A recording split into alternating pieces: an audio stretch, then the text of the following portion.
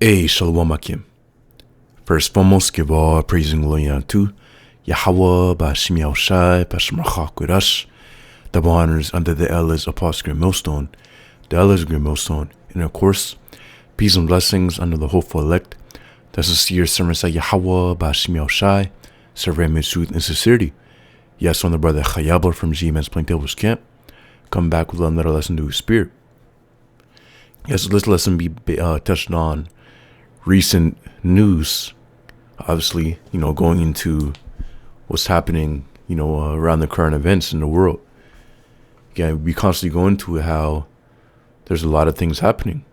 And ultimately, Yahweh Bashim Yahushai is spitting these things up, for the elect of the nation of Israel.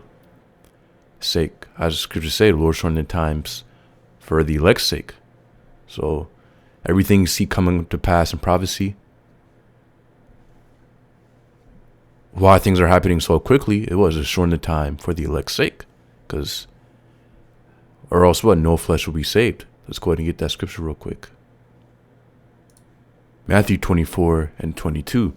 And except those days shall be shortened, there shall no flesh be saved. But for the elect's sake, those days shall be shortened. It says verse 20, or Mark chapter 13 and 20, and except that the Lord has shortened those days, no flesh shall be saved, but for the elect's sake, whom he hath chosen, he hath shortened the days. So let's read that in NLT. NLT, it says, in fact, unless the Lord shortens that time of calamity, not a single person will survive. But for the sake of his chosen ones, he hath shortened those days. NIV, it says, if the Lord had not cut short those days, no one would survive. But for the elect, for the sake of the elect whom he has chosen, he has shortened them. So yeah, again, we're seeing how the Lord is shortening these days already. How much more? I mean, ultimately, what these things are increasing.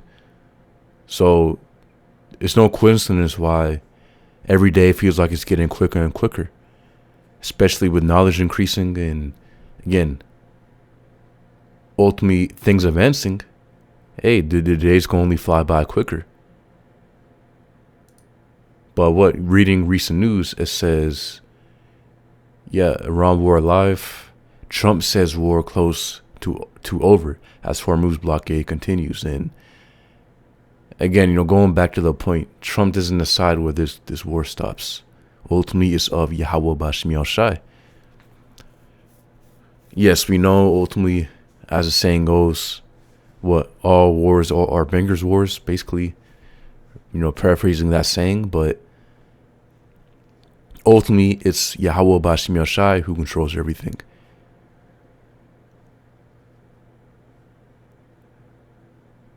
And what the Lord uses Esau ultimately to do his will, as the scriptures say, Assyrian, the rod of mine anger. So the Lord uses Esau as basically a conduit to push out evil. It says, China says Trump blockade of Iranian ports is dangerous as U.S. military turns back ships. And says Iran war live. Trump says war close to over as U.S. boasts of maritime superiority. And that's a point. Says U.S. allies won't join Trump's war, but they can't escape the fallout. See? So, and again, ultimately, what Babylon the Great is doing, and we know Babylon the Great, according to the scriptures, to be America. Obviously, what the scriptures say, how the nations will turn its back from this place. It says, but they can't escape the fallout. So ultimately, the things that America is doing, even if these other nations don't want to participate in it, it's still affecting them.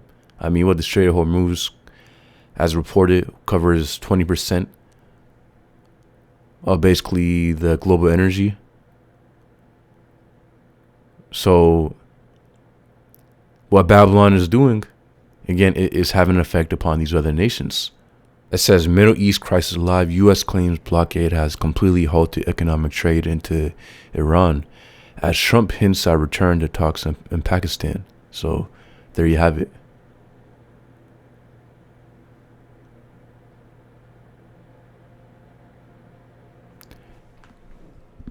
And no, there's not going to be any peace. Trump or whatever president is in office, they're not going to bring peace. Why?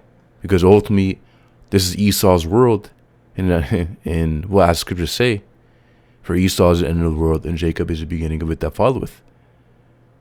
2 Ezra chapter 6 and 9, meaning that Esau has an end. So it's completely impossible for Esau to have peace. And we know ultimately, strong with the elite international banking families, they want NWO, and the NWO is going to benefit the ultra rich, the ones all the way, of course, at the top. But everybody else that's under that class obviously will suffer.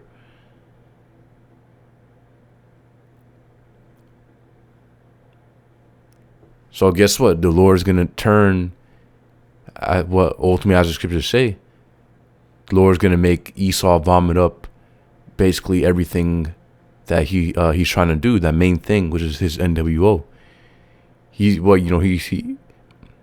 going to have a small taste of it, before the Lord turns it completely on him, and what basically he vomits it back up. So let's go ahead and get Malachi chapter 1 and 1. It says, a burden and the word of the Lord Yahweh to Israel by Malachi. It says, I have loved you, saith the Lord Yahweh. Yet ye say, wherein hast thou loved us? Was not Esau Jacob's brother, saith the Lord Yahweh? Yet I love Jacob. Exactly. So since the time of Esau and Jacob, the Lord has said that he had loved Jacob over Esau. As says verse 3, and I hated Esau, and laid his mountains and his heritage waste for the dragons of the wilderness. See, so the Lord hates. It shows you that the Lord loves and he hates. As scriptures say, a false balance is an abomination unto the Lord. So for the Lord, to completely be at balance, he has to have something that he loves and something that he hates. He's not all love. Yes, he has things that he hates. Scriptures say how the Lord hates abomination. You can go into in Proverbs goes into a proud look, and basically all of those descriptions 100% apply to Esau. Let's go ahead and get that scripture real quick.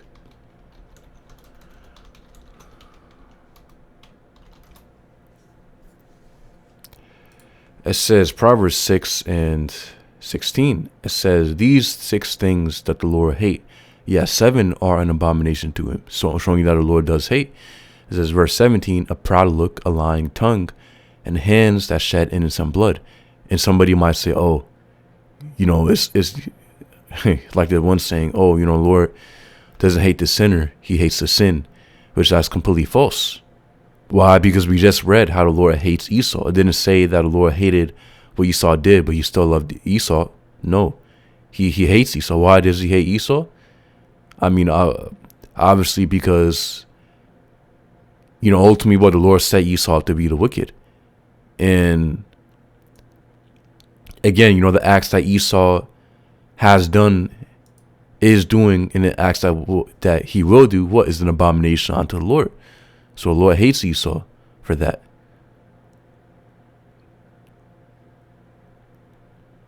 It says, so Proverbs 6 and 17, a proud look, a lying tongue, and hands that shed innocent blood, and heart that deviseth wicked imaginations, feet that be swift in running to mischief. So it says a proud look, Esau, again, and who's Esau? Of course, Esau be the so-called white man. And we can start with the elite international banking families, but we can go all throughout history.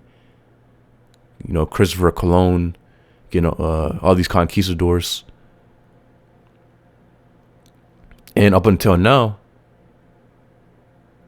again, Esau hasn't changed. It says a proud look. So we know Esau is proud. Again, he especially strong with Amalek.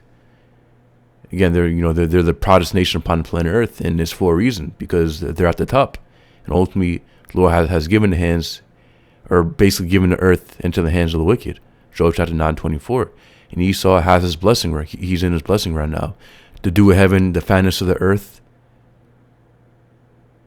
And basically, and also the rule over the earth, or basically the blessing of the sword. The modern day sword being, the military, the missiles. Again, Esau right now is at the top. It says Proverbs 6:17, a proud look, a lying tongue. Yeah, he's constantly lying, using the media going back onto the word media, going back onto the word medium, because he uses the media as a medium, to push out obviously his lies and his deceit, his deception, his witchcraft. It says, hands that shed innocent blood. Yeah, how much blood has this devil shed? It says, in heart that deviseth wicked imaginations. Yeah, and what's Esau doing? You go into these scientists and these different research studies that they're doing, and ultimately these world meetings they're having, these meetings top secret about this NWO. Well, of course they want to do onto the Israelites. We can get that in Psalm chapter 83, how they're planning against our people. That starts with Esau and extends onto the other nations. But what it says, in heart that devises wicked imaginations.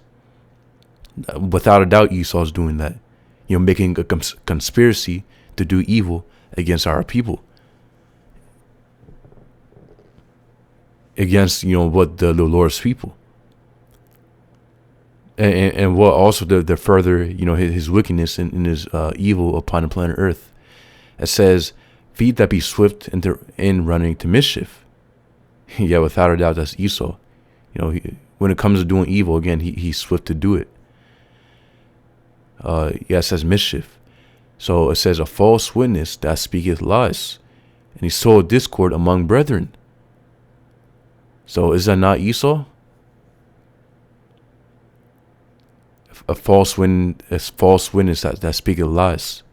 And again, this devil is constantly being deceptive and lying. Obviously, it says, he that soweth discord among brethren. So there you have it. As scriptures say, Satan hath desire, or basically paraphrasing, Satan hath an desire to sift you as wheat. And Esau has infiltrated, these other camps, setting up agents, these certain guys, leaders selling out to Esau, and basically sowing discord among Israel. But that's okay, because ultimately Yahweh Bashim Yahushai has already reserved the elect. So no matter what, the elect won't be, sifted as wheat. Why? Because Yahweh Bashim Yahushai has a hedge and protection around them. So again, that whole, those 7 things that we read is an abomination unto the Lord, and literally all those things we just read fits Esau to the T. So that's why the Lord hates Esau. It says Malachi chapter 104, whereas Edom saith, we are impoverished, but we will return and build the desolate places.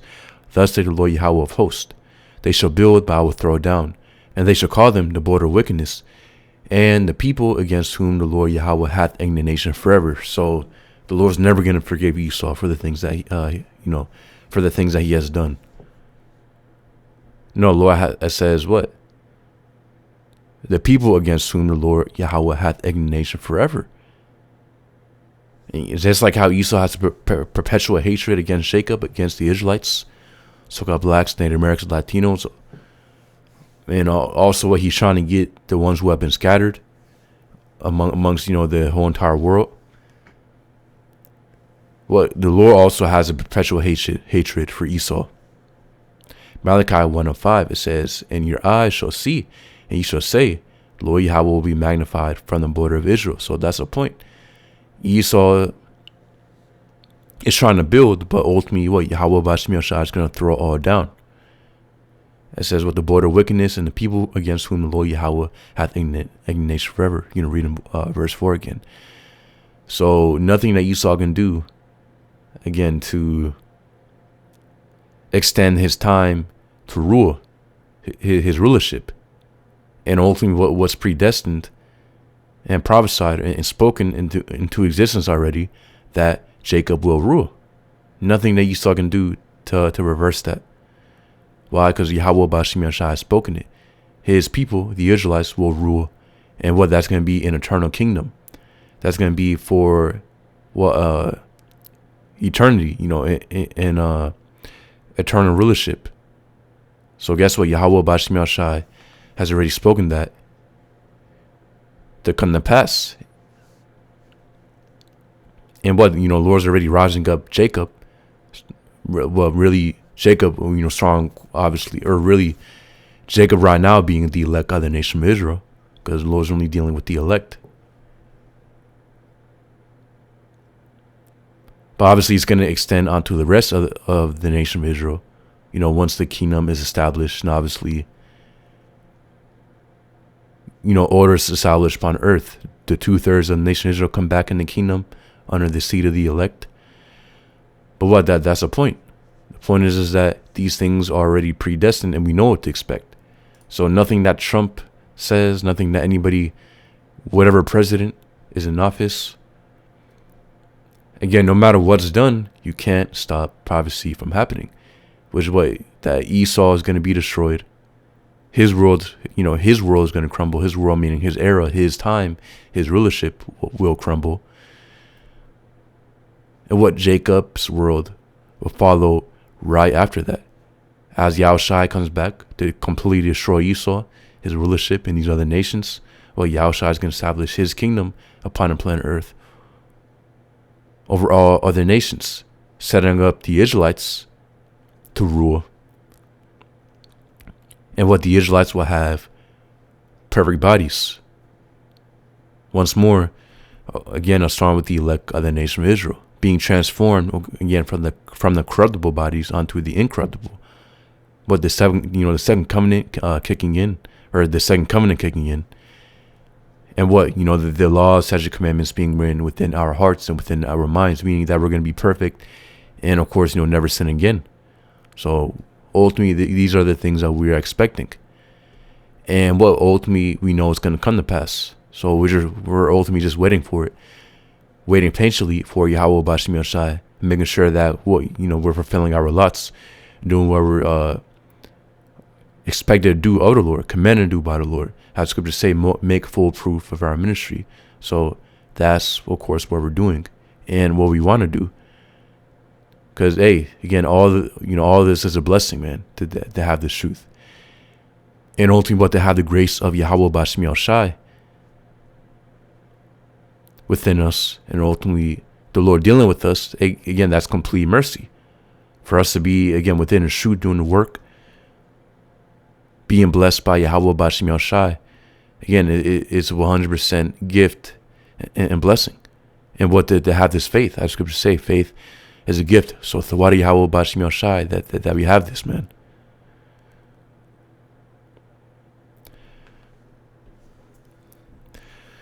So I believe that's the point.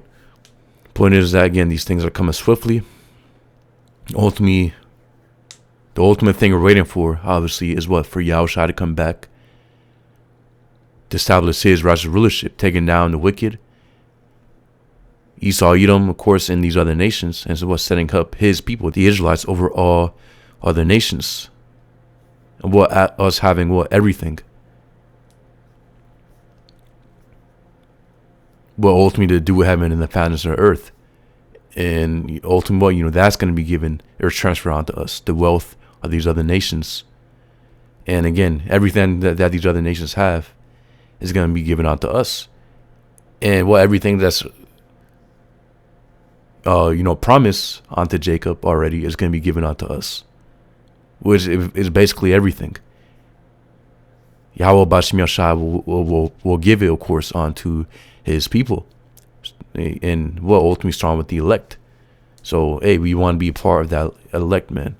Again, we're of the hopeful elect, and we put on as the elect, as the scriptures say, doing what the elect, of course, are said to be doing. So that's the point. That's our expectation, and of course our hope.